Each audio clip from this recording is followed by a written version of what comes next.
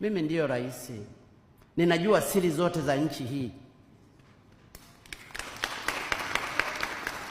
Nisingeweza kuzungumza haya kama haya ninayoyazungumza siyajui.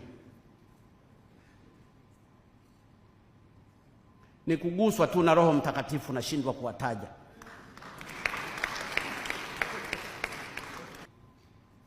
Tumechezewa mno, na ndiyo maana nayasema hapa hadharani, ndugu zangu, kwamba tumechezewa mno. Na mimi nataka niwahakikishie, katika awamu hii ya 5 chini ya uongozi wangu hakuna kuchezewa.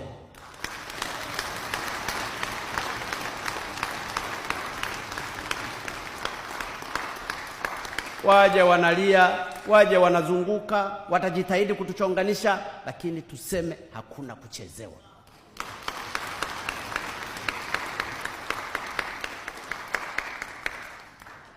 Ni aibu. Kule Tanzanite zilikuwa zinasombwa tu, na ndiyo maana nchi inayoongoza kwa kuuza Tanzanite duniani sio Tanzania.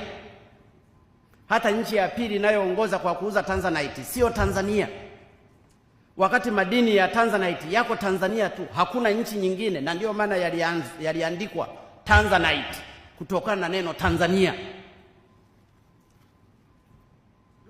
Katika fedha zote zilizokusanywa za Tanzanite duniani, Tanzania imepata 5%.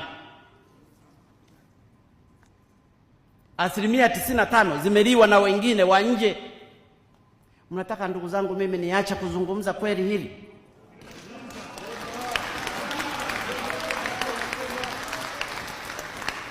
Sasa nilichaguliwa kuwa rais wa nini kama sitazungumza huu uozo hadharani? Nikakae kimya tu kwa kumwogopa nani? Kwa sababu ya maisha yangu sinafuu nizikwe kaburini, lakini ni useme ukweli wa Tanzania waujue.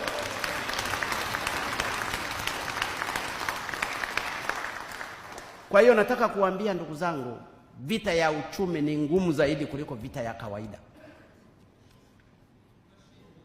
Kumnyang'anya mtu alichokuwa anazoea kukipata bure kwa kuwadharau wa Tanzania kwamba ni mbumbumbu, wapumbavu, wajinga, si kitu rahisi.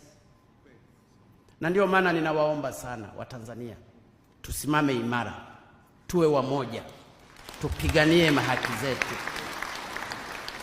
Siku zote nawaambia ndugu zangu, sio kwamba mimi sina damu, wala sio kwamba mimi sipendi hera. Ninajua